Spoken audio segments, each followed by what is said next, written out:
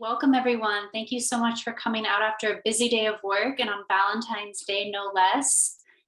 We wish you a very, very happy Valentine's Day. We love teachers and we appreciate you. So thanks for being here with us.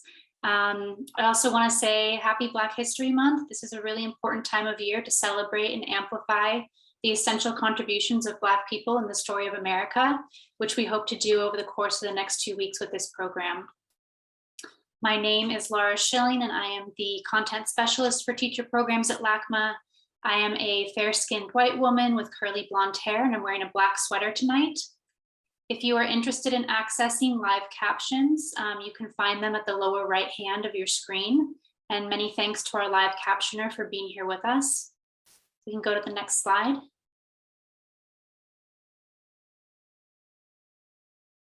I'd also like to share that LACMA recognizes that we occupy land in Los Angeles County, originally and still inhabited and cared for by the Tongva, Tataviam, Serrano, Kizh, and Chumash peoples.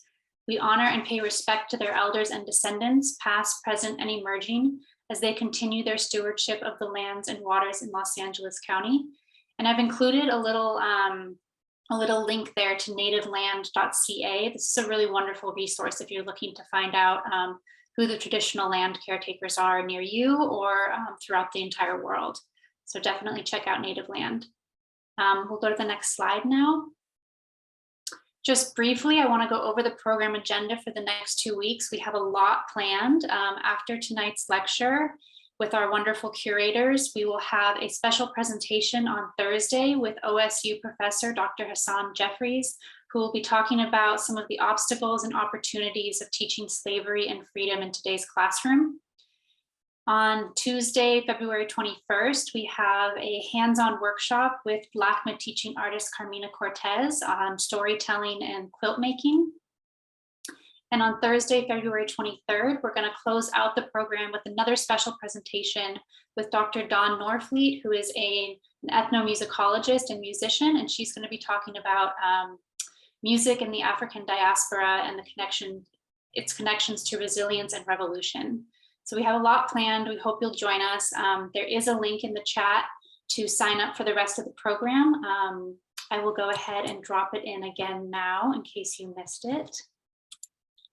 And then we'll go to the next slide. Also want to make sure everybody is aware of our curricular resources, which we create for every single one of these Evenings for Educators programs. They have artwork images, information, lesson plans, and more. So definitely take some time to delve into those. And next slide.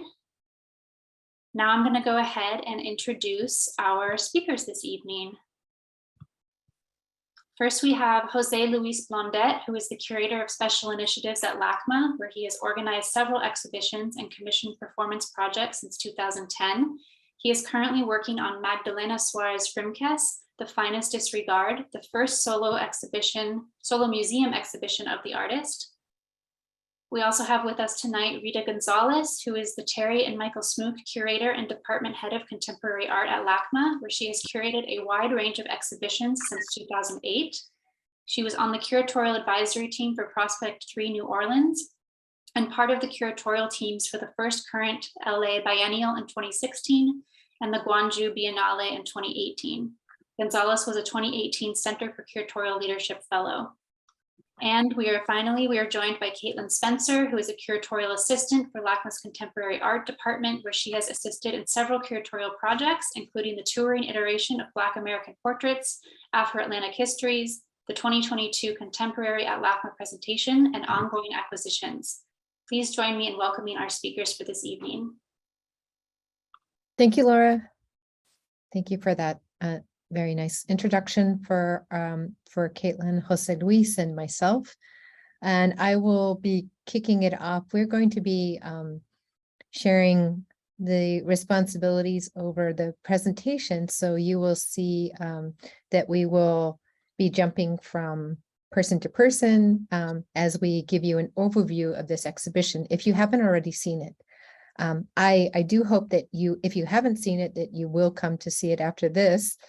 Because it's an extraordinary exhibition. It's going to be up for a number of months. And it's one that I would be very much interested into speaking with teachers about, because it provides a contemporary and artist-driven perspective on the history of slavery in the Americas. So just to give you an overview, the exhibition is called Afro-Atlantic Histories, and it was originated in Brazil, in Sao Paulo, at the Museum of Art, Sao Paulo, and then was reorganized for a tour in the United States. And it's toured from the Museum of Fine Arts, Houston, to the National Gallery of Art, to LACMA. I just mentioned that because the tour has also been an incredible opportunity for each museum to amplify their own collections and to also bring new work into the collection. And you see in this first slide that we're actually showing you two works on the back end of the wall, one by Betty Saar and one by Todd Gray, that were acquired. One was acquired in advance of this exhibition, but the Todd Gray was acquired really with this exhibition in mind. So it's really been exemplary, and it's really been a way to broaden and to enrich our collection. So to get back to Afro-Atlantic Histories, this is an exhibition that brings into dialogue historical work going back to the 17th century up to the present. So the dialogue with modern and contemporary artists, and it takes us virtually to Latin America, the Caribbean, the United States, and Europe. But what is really linking everything is Africa and the presence of African diaspora and the histories, plural, of and the kind of after effects of the transatlantic slave trade. So the term Afro-Atlantic kind of evokes the term Black Atlantic. It was a term that was coined by this historian Paul Gilroy. And it's not so much a distinct geography or with precise borders, but it really kind of encapsulates a vast culture of African diaspora. And so what you see, even in just this image right here, is that kind of melding of histories and historic and the contemporary. The word histories is really borrowing too from the Brazilian presentation, historias, which instead of a singular main history, we're talking about multiple histories, and we're actually talking about multiple stories and perspectives. So instead of a grand narrative, we're talking about many, as I said, perspectives, multiple and contested perspectives, and individual artistic renderings of history. So let's start with this section, maps and margins. And if you could go to the next slide, that'd be great. And the way I'll go into this thematic section is by describing this piece by Carrie James Marshall. So this section, maps and margins, is going to be oriented to mapping, but it is kind of redefining the institutional authority of the map, and that has been done by many artists over centuries. In particular, modern contemporary artists rethinking the stakes of cartography, the stakes of sort of power games that are involved in relaying site and ownership over land. So this is a piece by Carrie James Marshall that's called Wake. The piece is comprised of the sculpture that you see in the center, that is a ship or a scaled down model ship. And then you see in its wake these medallions that are all printed with photographs, and they're mostly found photographs that were collected by the artist Carrie James Marshall. And then on the wall, you see, again, these medallions. And the medallions all reference the first 20 Africans that were sold in slave auctions in Jamestown, in the Jamestown settlement in 1619. Now, obviously, there were not photographs of these people. So what the artist Carrie James Marshall has done is to insert photographs from images of African Americans that he's collected, including his own image from a high school yearbook.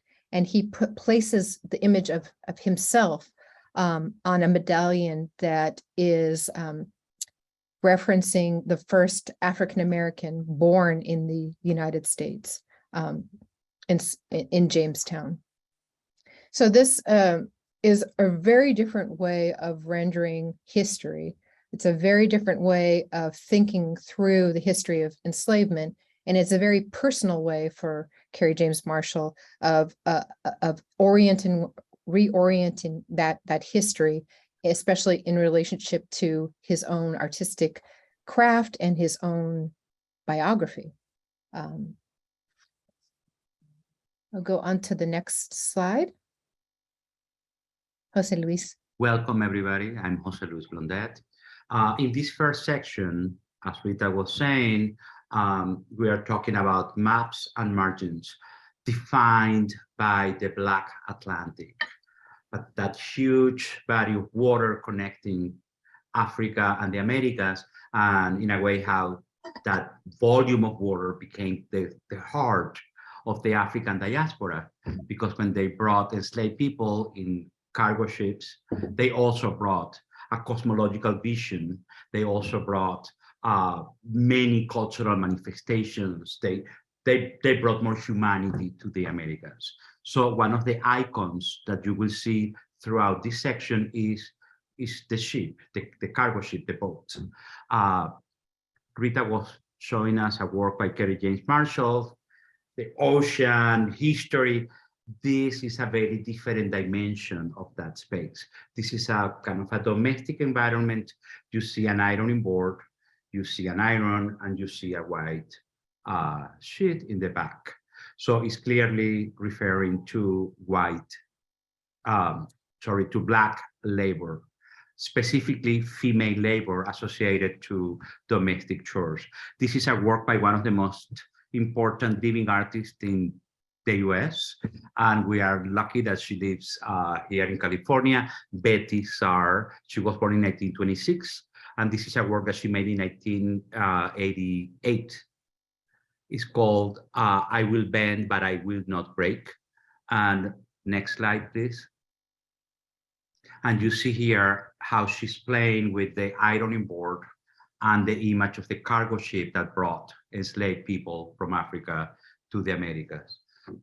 So there was a print, a British print, that reproduced a diagram of how enslaved people were sandwiched in these boats in very inhumane conditions. So she printed that on top of this ironing board. And on top of that, she also, I don't know if you can see it next to the iron, she also printed an image of the mummy, like on Jemima, like the stereotypical woman, the stereotype of a Black woman happy to serve her masters. And I don't know if you can see in this slide, but of course the iron is attached to the ironing board with a chain. Can we go back to the previous slide for 1 second? And to the right here, we see that beautiful, perfectly ironed white sheet. To the right, it has 3 letters, 3 infamous letters, KKK, are referring to the Ku Klux Klan. And the artist said that every time, I'm going to read a brief quote by the artist. She says, in order for a Klan member to wear a clean sheet to a Ku Klux Klan rally, a Black woman had to wash it and iron it. Mm. Next slide, please. Next slide. So this painting by Aaron Douglas, Into Bondage, was made in 1936, is also part of this first section because, again, you see in the back the icon, the figure of the ship, the cargo ship. But there is something very different in the tone, in the visual atmosphere that the artist is creating in this painting to depict slavery. The central figure is not a defeated individual at all. It's actually a very powerful figure. But all these people are walking towards the ocean where the cargo ships are waiting for them to send them to the Americas. However, look at all these kind of Art Deco elements like the palm tree and the leaves and the concentric circles that come from the ocean. And we're going to talk about those concentric circles later in another section of the show. But most importantly, you see kind of a ray of light. I don't know if you can see my cursor. I don't think you can, but there is a star here. And you see the kind of an ace of light coming through this central figure. And that is a reference to the Northern Star that guided enslaved people in the south of the United States to escape slavery into freedom. Next slide.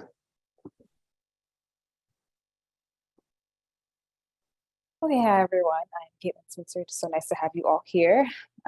Still in the same section, stepping away from that direct iconography of the slave ship, I'm going to be talking about Ibrahim Mahama's piece. He is a contemporary artist from Ghana and really known for his transformation of found materials, exploring themes of commodity, migration, globalization, and the uneven exchange between parts of Africa and other parts of the world. So he curated this piece, Okosua Sombi, in 2014, along with a series of other pieces relating to this work, using jute bags or canvas bags, a material that is produced in Southeast Asia. He's layered it here with metal tags that initially serve to transport and authenticate cocoa beans from Ghana. Muhammad has done extensive research on the economic labor of the northern region of Ghana. The signs of wear and tear on this particular piece, if you get a chance, if you haven't already seen it in person, really mark the exploitation of labor from the global transactions between Ghana, the continent of Africa, and other regions in the Americas, the Caribbean. So in the context of Afro-Atlantic history, this piece really speaks to the sort of long known history of forcibly extract commodities and peoples that were initiated in the Atlantic slave trade. And again, relating back to the slave ship iconography and of the title Maps and Margins,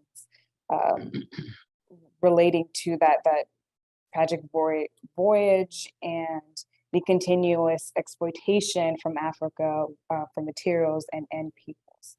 So next slide, please. This is the section number 2 of the exhibition, and it's called Enslavements and Emancipations. As you can see here in this photograph, we have historic painting from the 18th century. We have work from the 19th century. We have contemporary work by artists from Europe, South America, North America, the Caribbean.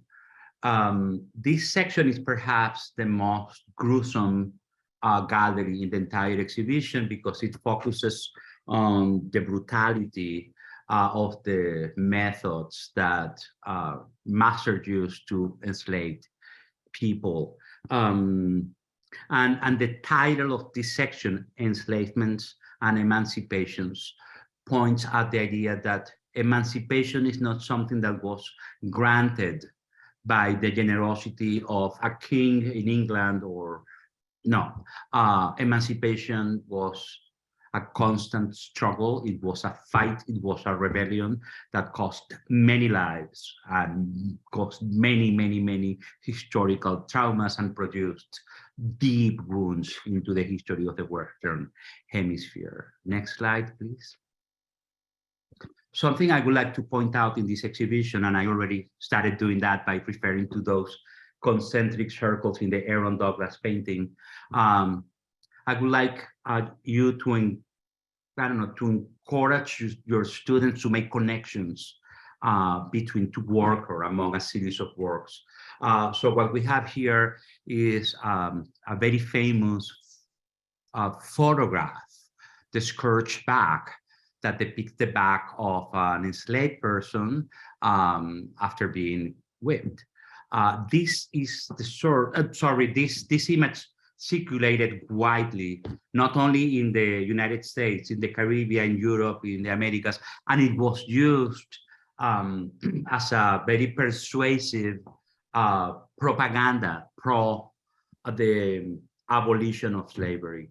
So this very iconic photograph that probably you have seen before is the source that was used by two contemporary artists, one from Brazil, Eustáquio Neves, one from the United States, Arthur Jaffa. Next slide. So in the exhibition, we have them side by side. So to the right, we have the work by Arthur Jaffa. And the first thing he did is that he kind of wanted us to remember the name of that individual. So he titled the work Ex-Slave Gordon. So he made this work in 2017, and it's kind of a vacuum formed plastic, kind of a plastic skin that occupies space in the gallery. It's larger than life. And it's kind of giving room, like insufflating, breathing into the body of this ex-slave Gordon individual, trying to restore the dignity that was stolen from him. And also because the photograph became a symbol, like, well, it's a symbol, but no one really cared about that specific individual who endured all those tortures. To the left of the screen, you have a photographic work by a Brazilian artist, Eustáquio Neves. This one is untitled, and he uses the same historic photograph that I showed you earlier by Macpherson and Oliver, but he wrote Zumbi. Zumbi, you see that all over the back. So instead of those scars, you see the word Zumbi. Zumbi was the name of the last leader, the last king of the Quilombo do Palmares in Brazil. Quilombos were settlements, large communities of runaway slaves, people who escaped a plantation or the dominion of the master, and they created these very large communities. This one was one of the most famous and most powerful one in Brazil. It was around like 20,000 people. And it was as large as the entire territory of Portugal right now. So it was kind of an alternative society. It's not that they were living peacefully there. They were kind of a guerrilla commando infiltrating into other parts of Brazil, trying to liberate enslaved people and to encourage them to escape, to fight back. Next slide. Okay, still in the same section here, I'm going to be talking about first the piece to the left is a historical document entitled Runaway Black Man Escaped on October 18th, 1854, named Fortunato. It's an advertisement notifying the public to be on the lookout for a runaway slave. Historical documents as such indicate the monetary value that was really placed on the lives of enslaved Black people, and really are proof of how they were commodified and dehumanized in such a way, in such a public way. In the 19th century, newspapers frequently published ads like this, asking help to locate runaway slaves, and sometimes offering generous rewards if they were found and recaptured. These ads include a figure of a Black man carrying a bundle over his shoulder. It's sort of become an iconic visual image that's circulated across the Americas and really recalls the struggle of enslaved Black people's fight for freedom.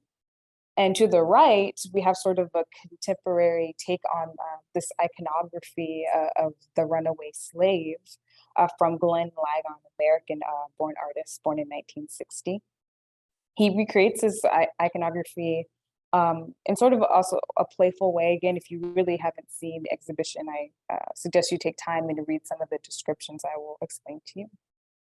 This work entitled Runaways, Ligon asked 10 of his friends or so to describe him as if they were describing them to the police as if he were missing. The artist then printed out the responses in a set of 10 lithographs, which reference, again, ads like the runaway Black man. Ligon used this imagery with descriptions of himself to really synthesize the historical accounts of the enslaved Black people with sort of a contemporary form of capturing or identifying Black individuals. This is recognizably seen, as we kind of know, in racial profiling by the police now. But his take on this is sort of humorous in a way, and some of them are very detailed, describing the glasses he wears, his height, his style, his personality, and clothing. But again, it really relates to sort of the iconography that you see in this historical document of really the fight for freedoms, and again, relates back to this section titled Enslavement and Emancipations. Next slide, please. Yes, and finally from this section, a work by Nona Fastin. She's a New York-based artist, and she often incorporates images of herself. So you see actually this documentation of a performance action that she did in New York. And it's from a series that's called White Shoes. So of course you see the white shoes, you see her, very, very brave performative action that she's doing across the city. And the reason why she is incorporating herself and incorporating her backdrop and the place and the site where she lives is to think about layering of history over a contemporary site like New York City. And we think of, in terms of the United States story of slavery, we tend to think of it in terms of the South, the American South. And what she's pointing to is that the layers of corporate New York, corporate and sort of political landmarks that we associate with democracy. Yes, this is Wall Street.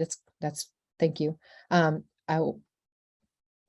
The layer, what she's trying to do is, so yes, this is Wall Street. This is our contemporary vision of Wall Street. But what we don't think about was that there was actually a history here of enslavement. So this was actually a site where there was, from 1711 to 1762, an active slave market in the city.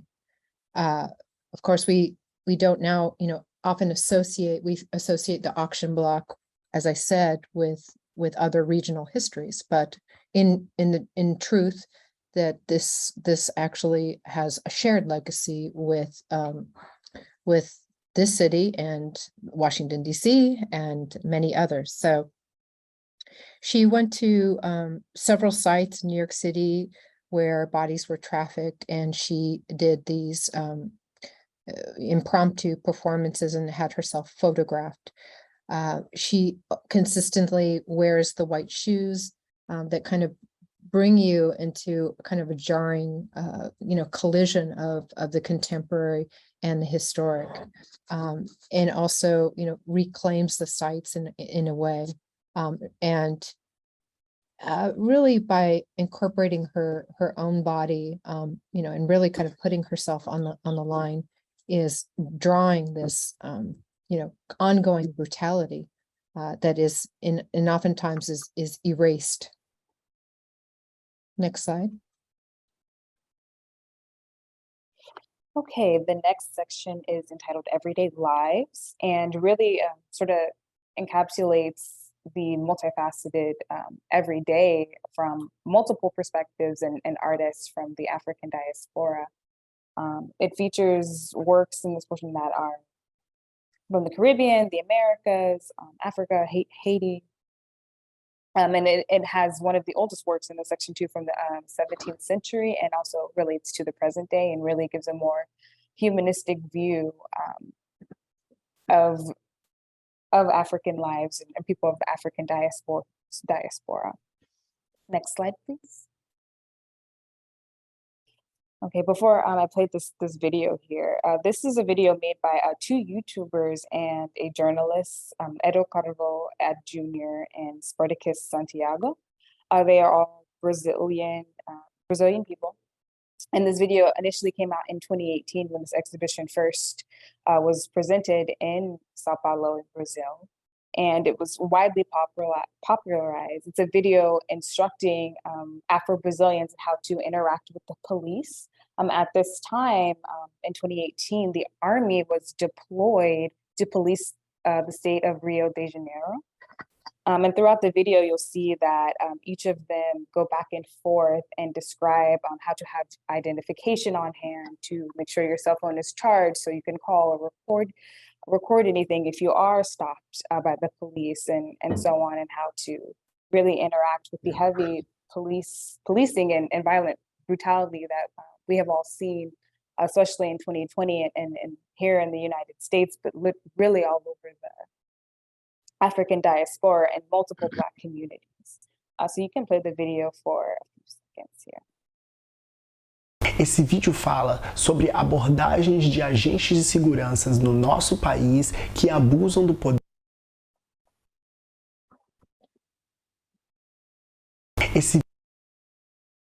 Apologies, the video on YouTube is somehow only translated from Portuguese to German. We have to manually. No, it keeps defaulting for some reason, but sorry about that. Yeah, hopefully we'll fix it this time. Esse vídeo fala sobre abordagens de agentes. Sorry, we had it working before. Of course, we had it working before. Yes. Right. Okay. All right. Esse vídeo fala sobre abordagens de agentes de segurança no nosso país que abusam do poder durante o momento da abordagem. E a gente está aqui fazendo esse vídeo para dar algumas dicas, porque, infelizmente, nós negros somos sempre alvos de abusos, retaliações. Então, se você é negro, preste atenção nisso que a gente vai falar. Evite sair de casa em altas horas. Infelizmente, à noite, a partir do olhar do outro, você é não somente negro, mas bandido e apresenta perigo. Não saia sem documentos. Priorize levar na bolsa, na carteira ou na mochila a sua carteira de identidade ou a sua carteira de trabalho. Sinalize. Yeah, and one thing about this video that someone else had pointed out when we did another walkthrough that I think is really interesting is that it was taken from the context of YouTube and pure instruction and really integrated into a curatorial presentation for this exhibition. And again, it really does relate to a part of everyday lives of Black Americans, Caribbeans, Afro-Brazilians, and the heavy police brutality and violence that has stemmed from slavery and colonialism. And next slide, please. And yeah, interestingly, in relationship to that is the work of Jamie Holmes. He's a self-taught painter from the United States, from Thibodaux, Louisiana. He's now based in Dallas, Texas, and his paintings, his predominantly associated with his paintings, figurative paintings, they interlace images of everyday life with aspects of the fantastical. There's even sort of recurring aspects of the decorative that reference neighborhood gates from his family, from his kind of memories of growing up in Louisiana. As well as birds that often kind of this brown sparrow, the title of the painting too is Brown Sparrow, reappears in a number of his paintings. The imagery in Brown Sparrow is seemingly disparate, yet the clear spatial confines of a young imprisoned Black man seem able to restrain the images of freedom and play. And Holmes has talked about the birds reminding him of his grandmother's yard, as well as kind of conjuring for him a sense of home. So it's really that kind of push and pull between this young man being incarcerated and being, locked in a space against this sort of fantasy of memory and home. Next slide, please. And finally, a work that is a little bit lighter on these heavy issues. This is the oldest painting in the exhibition. This is a landscape painting made by Frans Post, a Dutch painter, a celebrated Dutch painter in 1660. 1660, so it's 17th century. So that shows you kind of the span that covers this exhibition, no? From a work from 1660 to a video in YouTube about, how to avoid being penalized by the police just for being Black. Something interesting about this painting is that somehow in the 17th century, these traveler painters like Frans Post lived in Brazil for a while because a part of Brazil was a Dutch colony. So he returned to Europe and he kept painting the Brazilian landscape as a way to document the new world that he had visited. And of course, in that subjective take on another reality, one tends to exaggerate, to imagine, to add many things that are not really part of that landscape. I don't know if you can see in the bottom of this painting, there is an anteater. I don't think you can see my cursor, but it's like in the lower part of the painting. And to the right of the anteater, you see an armadillo. That's the armadillo, and to the left is the anteater. Yes, they are colossal. They are really, really big. The painter clearly was not following a realistic scale for these animals. And equally unrealistic is the scene in the center of the painting. Maybe it's hard to see it here in this slide, but in the center you see kind of a gathering of indigenous people with people from African descent, peacefully having a picnic almost, in a convivial scene where they were not subjected to the brutality of the slave industry.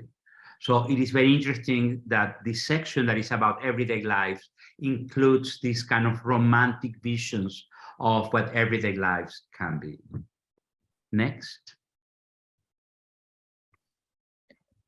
In this section, rights and rhythms, kind of again to shift, but I think an interesting way to shift from the quotidian, the everyday, to a range of cultural expressions that take place in everyday life and shape everyday life. So this section is a nexus of religious and ritualistic and spiritual ceremony and everyday celebration. We see artists who come from different backgrounds, from scholars to musicians to spiritual practitioners, and they all are converging in the space with art objects that celebrate hybridity.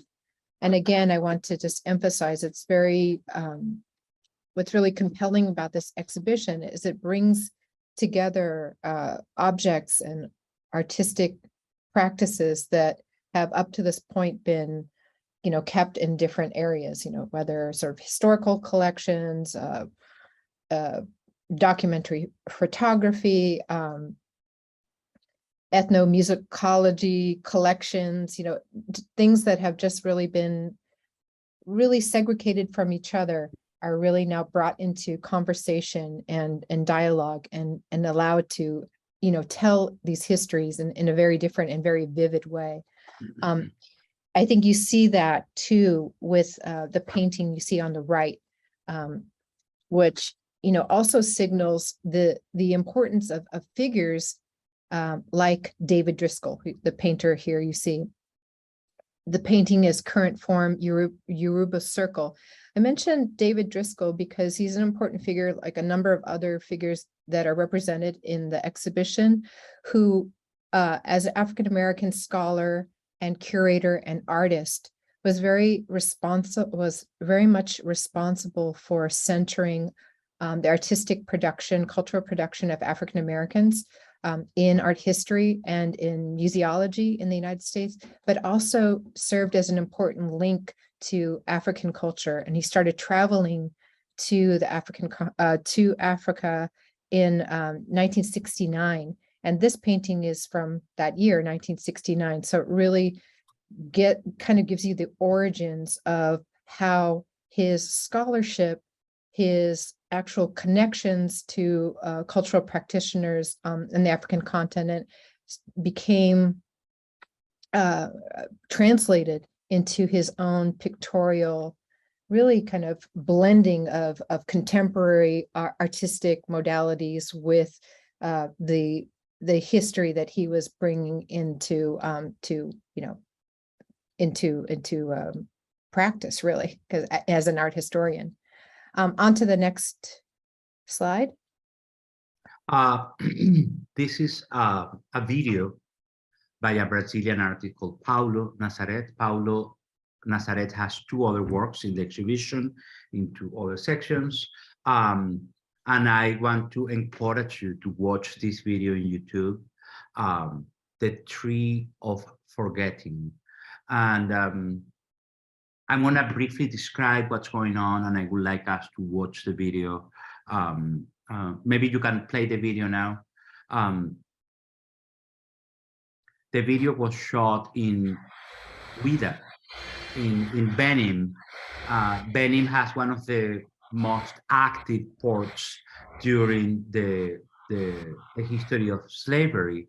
And according to some traditions, after enslaved people walked for kilometers to arrive to this port to be shipped away, they were asked to walk around this tree to forget about who they were, to kind of shed previous lives and fully become another person who is now just destined to serve someone else. So can you play that briefly one more time, please? So in this video, we see the artist walking backwards as if he were rewinding the trauma, as if he were rewinding history. You can also see details of the city as it is now, and people passing by, someone is sleeping on the other side of the tree. But it's really a meditation almost. In a way, this image encapsulates the title of the section. It's a rite and it's a rhythm.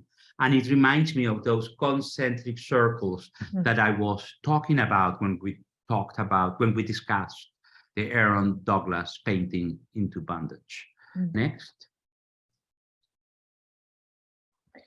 This is a piece by Renee Stout, who is another US-based artist, and this is a piece called Headstone for Marie Laveau. This, similar to so many of the other artists that we've been considering, is a contemporary artist who is overlaying her own interests, her own spiritual practice onto an unknown history, or underknown history, I should say.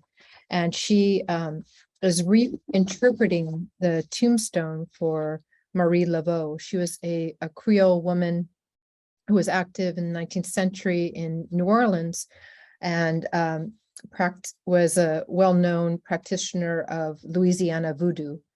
And again, as it comes to the United States, it's such a syncretic mix of Haitian voodoo, of Catholicism, and of West African spiritual practices that are overlaid in the work of Marie Laveau, or were overlaid in the work of Marie Laveau. So the artist Renee Stout was looking, she was in New Orleans, and she was looking for Marie Laveau's headstone, and she came across what she learned was the headstone, but it didn't have the name on it. It didn't have any marking other than signs in which people had been coming in, and you see the kind of X. They had been marking and paying tribute to the site by leaving offerings. So Renee Stout decided to create this memorial, sort of counter memorial for Marie Laveau. She remade the tombstone. She put Laveau on it, and then she put these sculptural elements that almost give it a sense that the headstone is transforming actively, almost coming to life. And so you see these elements of kind of power that are emanating from the tombstone. Next slide.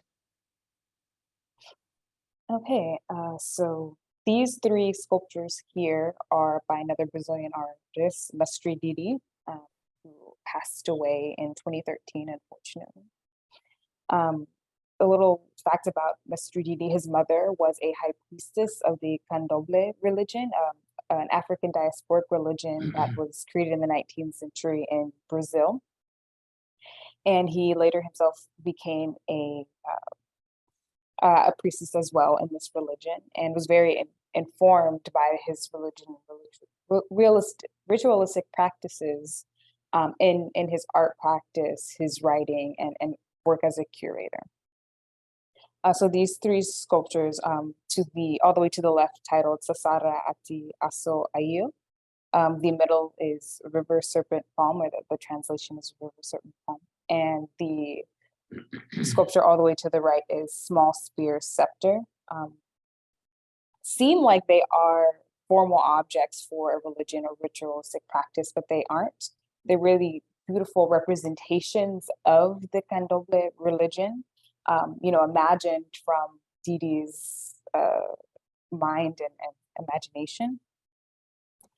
He often used elements such as the snake or birds and other symbolic elements of the Candomblé religion worship in his practice to sort of represent that practice and connection between the African diaspora and Brazil, really connecting some deities and other traditions from that religion to his artistic practice. And although, again, they look like sacred objects, they aren't, and really relates again to sort of the ritual portion of this section. And these objects are all organic. They're made out of palm tree trunks, cowrie shells, beads, colored leather, and stand not too tall in a case in the exhibition. And again, really relating to what rites and rhythms of the African diaspora means, and the sort of reimagined interpretation of those rituals across the African diaspora. Next slide, please. And I realize we're coming up on our time, so I'm going to expedite a little bit. I'll go into the next slide, because it will become apparent that this section is really about portraiture. Obviously, it's called portraits, but about considering the lack of imagery in the African diaspora up to a certain point, and so there's a sort of reclamation of portraiture and a claiming of especially sort of a position of power and a position of strength. And that's what you see in the work of South African artist Zanele Mholi, who has two different strands of their work. One is really committed to representing the lives of South African queer communities. And that strand of work is really more in the realm of a documentary photography. And then the other strand of their work is engaging with their own history and kind of reworking their own depictions across art historical references, and this one in particular, in which they depict themselves as a sort of Statue of Liberty, and using very common, everyday, off-the-shelf materials to transform themselves into this majestic. If we can go back one slide, just to give you a sense of the scale in which they print their work. Could we go back one slide, please? Sorry. So the image is printed really large and directly onto the wall. It almost becomes, you know, like sort of a scale of, you know, kind of large scale iconic production. Okay, go on to the next. The next, please. Again, continuing the section of portraits, I'll briefly talk about these two works by Dalton Paula. To the left is entitled Zafrina, and to the right is João dos Nascimento. Both are known abolitionist leaders from Brazil, and were never really depicted in Brazilian history or any African diaspora history until contemporarily. Zafrina was an abolitionist leader who helped establish a Yoruba Colombo, as Jose Luis was explaining earlier in section 2. A Colombo were independent communities made of escaped enslaved peoples, and in particular the Colombo she was a part of was made of enslaved peoples, freed enslaved peoples, and indigenous peoples of the coast of Salvador. In 1826, she joined forces with these two groups to forcibly attain freedom and initiated a violent rebellion that was unfortunately shut down by the imperial police at the time. And Zafrina was unfortunately arrested and tragically sentenced to death. Paula really does a great job of recapturing what Zafrina may have looked like, because there are no real historical depictions of what she looks like in a contemporary matter. And it's important to know that these two portraits were actually commissioned for this specific exhibition in 2018. And Nascimento to the right was another abolitionist leader, a part of the Bajan conspiracy. It was a movement that led freed and enslaved Black people that sought to establish an independent republic in the 1700s. And unfortunately, again, the movement was uncovered by the Portuguese crown and stopped, and their leaders were sentenced to death in 1799. What I love about these portraits, if you can see it in the middle, really prominent on the right, to the left on Zafrina's portrait, is a detailed line purposely put there by Paula vertically down the middle of the portrait that kind of represents the fracture of Black history that is absent from a Eurocentric perspective in official taught history and in education. Her earrings on Zafrina are purposely left uncolored, again representing that absence of recognition of Black leadership and achievement throughout history. And we can go to the next. Yes, I'm going to talk about the painting that you see here in the center of this wall. Is a portrait of Charlemagne Perrault. Next slide. Yes, now we can see it in all its glory. It's a very small portrait, and this painting was not included in the original exhibition or in the other venues in Washington or in Houston. We learned about this painting when we were working on the show. This painting is in a collection in San Diego, and we wanted again to emphasize local histories and local resonances of these Afro-Atlantic histories. But this is also a very important, one of the most important self-taught artists from Haiti. And it's interesting that in this portrait that has a lot of dignity, a lot of humanity, I don't know, there is something really appealing about this elegant individual here. Charlemagne Perrault was one of the leaders of the Haitian nationalist movement against the military invasion of Haiti by the United States. The invasion took place between 1915 and 1934. He was such a brave and a threatening leader for the US that 4 years into the invasion, he was killed.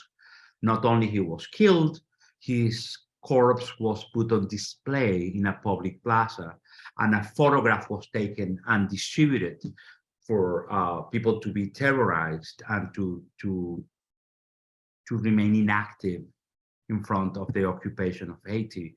However, that image became like gasoline for people to keep fighting against the invasion. We need to really move swiftly, but I love the fact that this portrait doesn't show Charlemagne Peralt as a guerrilla leader or as a military or someone fighting with arms, but with all the civility that he could have. Next slide, please. Sorry, and something that I forgot to mention. The artist died in 1986 and born early in the 20th century.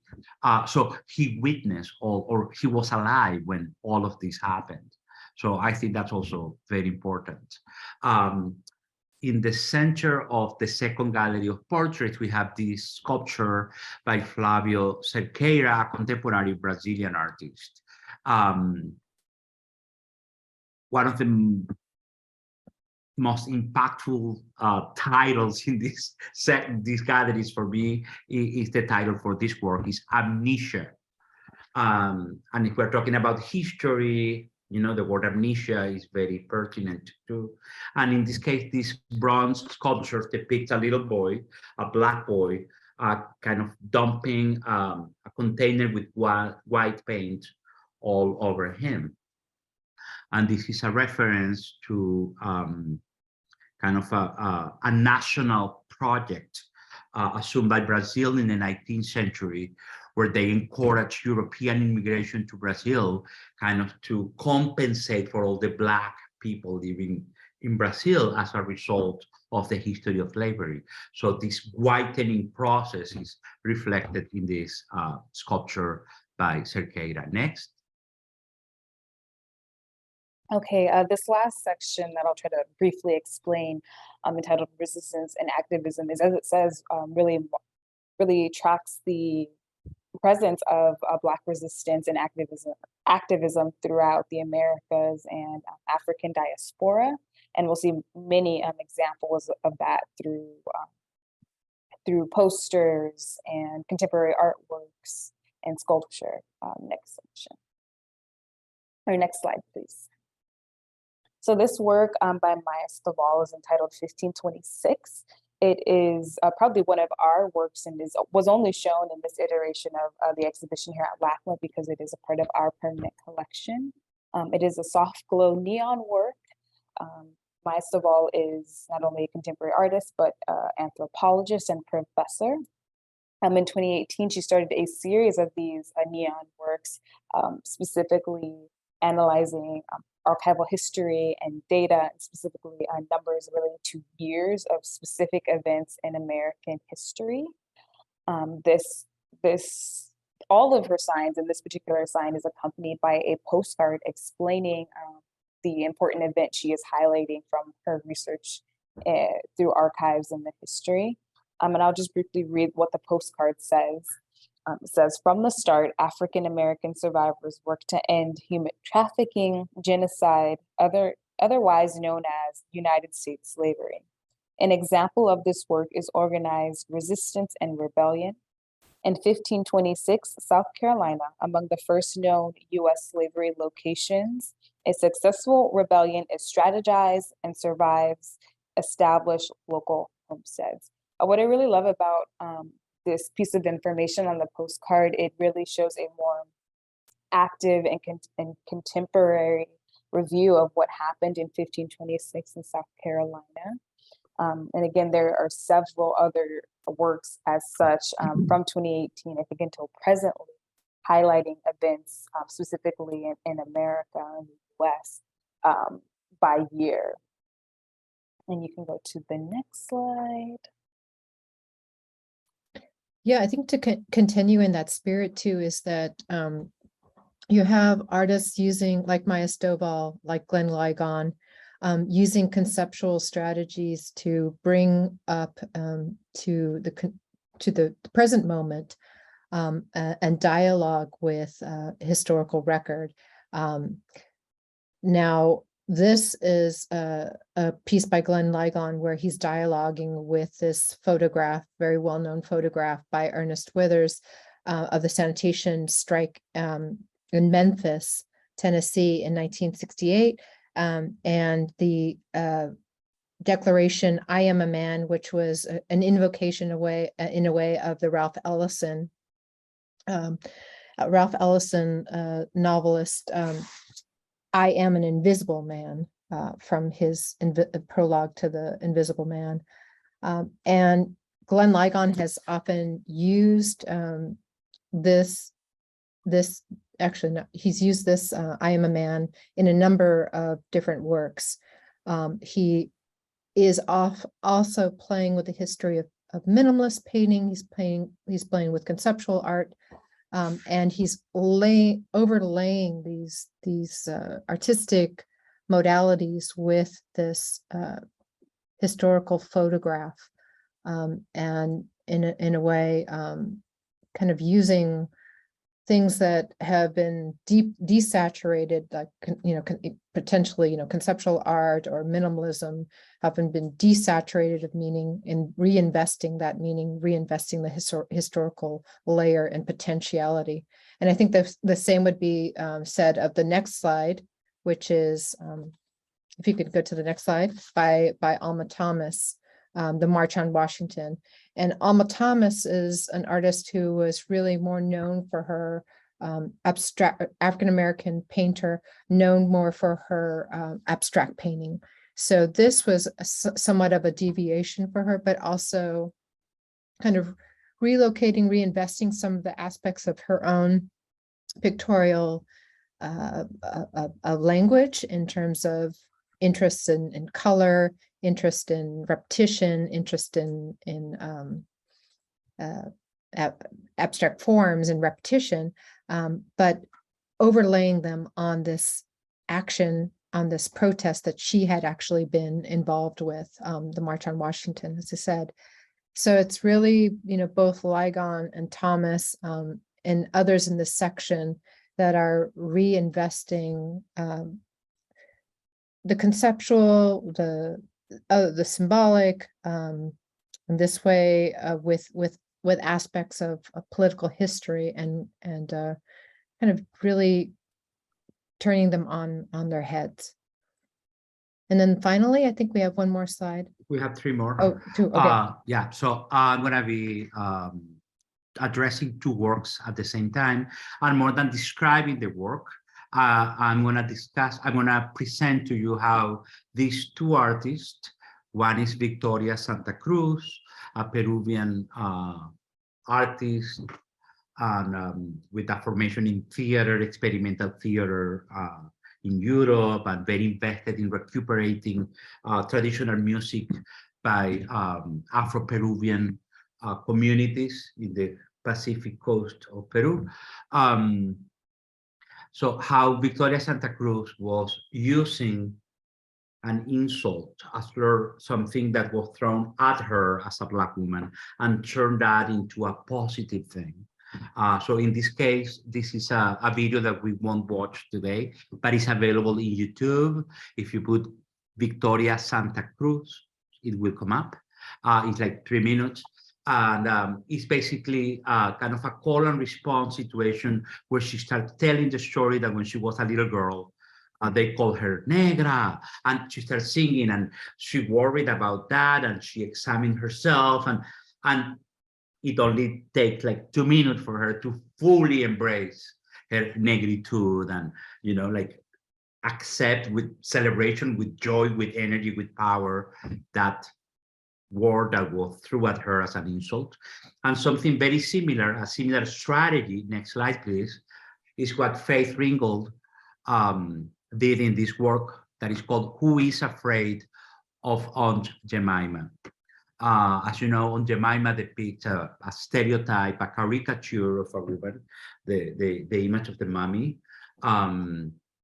So what Faith Ringgold did is that she was also, a writer. She is also a writer, and she wrote a lot of children's books. So she makes this fantastic story about this entrepreneur woman called Aunt Jemima, who opened a restaurant in Harlem, and it's really fantastic and funny, and you might find some information online where you can see all this. The text is great, that you see illustrations of the characters. And what is amazing, and you cannot really tell from this photograph, this is a quilt. Mm-hmm. So this is an artist who brought to contemporary art the tradition of quilting. And the last slide. Okay, so the last work we'll be talking about for this entire presentation and section is by Allison Sarr, daughter of Betty Sarr, Richard Sarr, if you didn't know.